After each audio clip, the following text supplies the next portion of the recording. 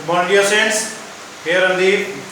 Welcome you online class 8 Maths Algebraic Exercise topic exercise 9.1.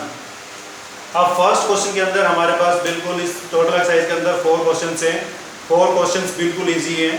अगर आपने previous video को अच्छे से देखा है, लाइक टर्म कौन सी होती है, अनलाइक टर्म कौन सी होती है, अगर नहीं देखा है तो एक बार उसको चेक कर लो ताकि वहाँ से आपको इजीली कंफर्म हो जाए how to add algebraic expression or subtract. First of all, see the statement of first question. Now here is the statement of first question. Identify the terms, their coefficient for each of the following expression. तो यहाँ पे total 6 part दे रखे हैं। 6 part में से मैं 2 part solve कर रहा हूँ जिससे आपको इजी रहेगा यहाँ पे कि भाई हमने कोएफिशिएंट्स कैसे फाइंड आउट करने हैं।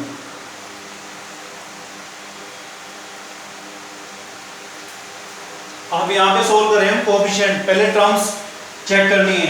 तो इसकी जो टर्म्स आएंगी वो कौन कौन सी आएंगी? एक तो 1 आएगा, साथ में प्लस एक्स दे रखा है तो एक्स आ गया, थर्ड हमारे पास एक्स स्क्वायर आ गया है। नेक्स्ट इसने पूछा हमसे कोएफिशिएंट, तो कोएफिशिएंट्स बताने हमने 1 का कोएफिशिएंट, कांस्टेंट टर्म का कोएफिशिएंट हमेशा कांस्टेंट होता है तो इसका कोएफिशिएंट 1 आ गया है।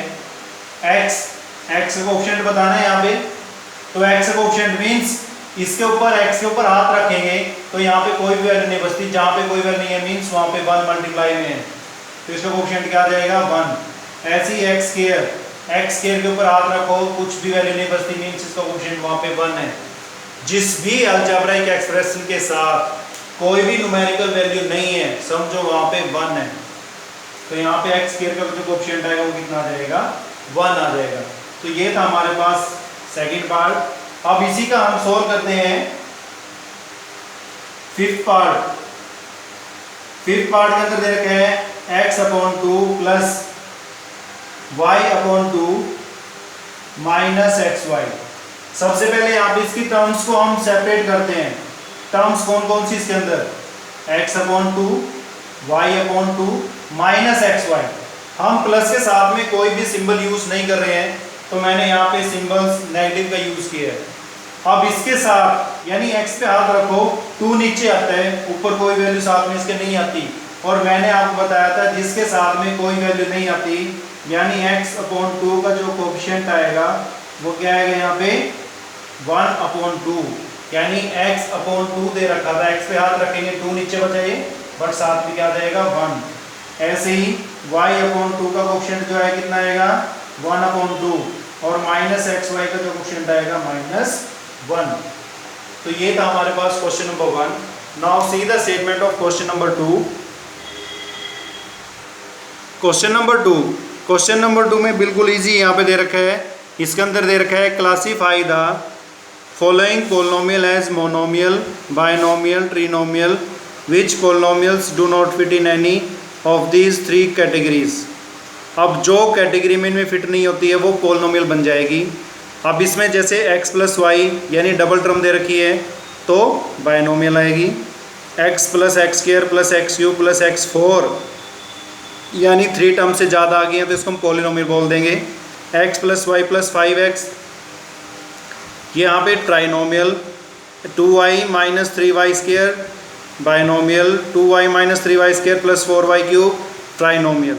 तो सेकंड क्वेश्चन के अंदर आपने कंप्लीट यही बताना है। नेक्स्ट जो मेन क्वेश्चन हमारे पास यहाँ पे सोल्व करते हैं question number 3, how to add the polynomials. अब यहाँ पे मैं आपको 2 पार्ट सोल्व करके बता रहा हूँ मैं। क्वेश्चन नंबर 3 के अंदर सेकंड पार्ट और फोर्थ पार्ट। अब इस क्वेश्चन में हमने सोल्व करना है यहाँ पे एडिशन, यानी इस पार्ट को हमने ऐड करना है। थर्ड क्वेश्चन में सेकंड पार्ट, थर्ड क्वेश्चन में फोर्थ पार्ट।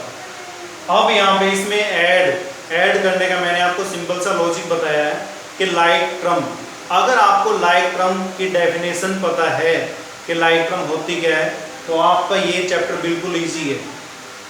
तो यहाँ पे लाइक टर्म को चेक करेंगे। पहले सबसे पहले मैंने इस स्टेटमेंट को नोट किया फर्स्ट लाइन के अंदर a minus B plus A B, ठीक है। यहाँ पे नेक्स्ट हमारे पास दे रखा है नेक्स्ट टर्म यानी सेकंड जो पार्ट है ये दे रखा है b।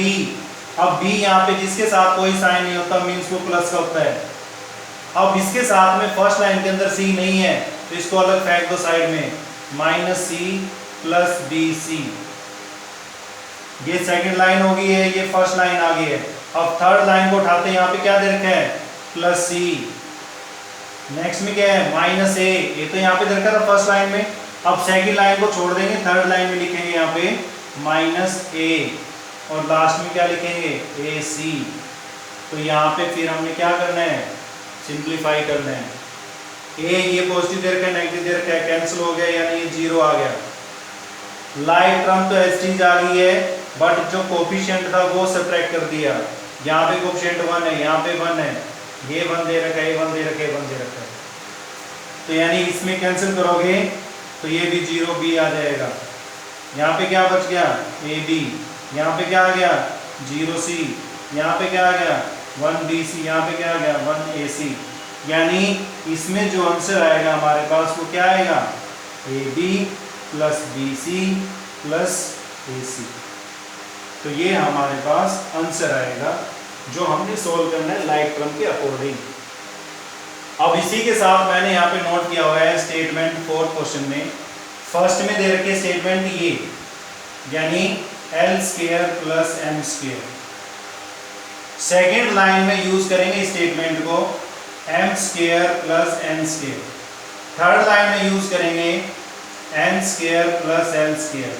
फोर्थ लाइन में 2lm, यानी इसके साथ तो कोई है नहीं लाइक टर्म, तो ये जो लास्ट में लाइन लिखते जाएंगे यहाँ पे लिखेंगे lm plus 2mn plus 2nl। अब इसको सोल्व करो, l अब यहाँ पे ये देखो l दे रखा था ना यहाँ पे, अब इसकी लाइक टर्म तो इस लाइन के अंदर यहाँ पे आएगी। एक l ये दे रखा है, एक l स्क्वायर ये दे रखा है, तो कितना हो गया 2l स्क्वायर। एक m ये दे रखा है, एक ये दे रखा है 2m square, 2n square plus में आई, और साइड में 2lm plus 2mn plus 2nl। अगर 2 कॉमन निकालना है कॉमन निकाल लो, l square plus m square plus n square plus lm plus mn plus nl। तो ऐसे आपने लाइक टर्म्स को प्लस करना है। ये था आपके पास question number 3। Pause the video and note it down the solution. तो यहाँ पे चेक करो एक बार क्वेश्चन नंबर 4। क्वेश्चन नंबर 4 सारे के सारे आपके पास एक ही टाइप दे रखी है। इसमें क्वेश्चन सोल्व करो मैं 4th सी पार्ट सब्ट्रैक्शन। जो मेथड आपका थर्ड पार्ट में यूज़ होएगा, सभी के सभी क्वेश्चंस के अंदर सेम मेथड यूज़ होएगा। तो इस क्वेश्चन नंबर सी पार्ट को ध्यान से देखना। सी पार्ट को देखने के बाद 4th क्वेश्चन को आप इजीली सोल्व कर पाओगे। क्वेश्चन नंबर 4 के अंदर दे रखा है सब्ट्रैक्ट दिस फ्रॉम दिस। अब सब्ट्रैक्शन के अंदर एक चीज ध्यान रखना, जिस भी स्टेटमेंट में फ्रॉम दे रखा है, फ्रॉम के बाद जो स्टेटमेंट आएगी उसको आपने पहले लिखना है। इसका मीनिंग होता है सब्ट्रैक्ट इसको किसमें से, इसमें से, यानी ये स्टेटमेंट पहले आएगी, इसको हमने बाद में लिखना है।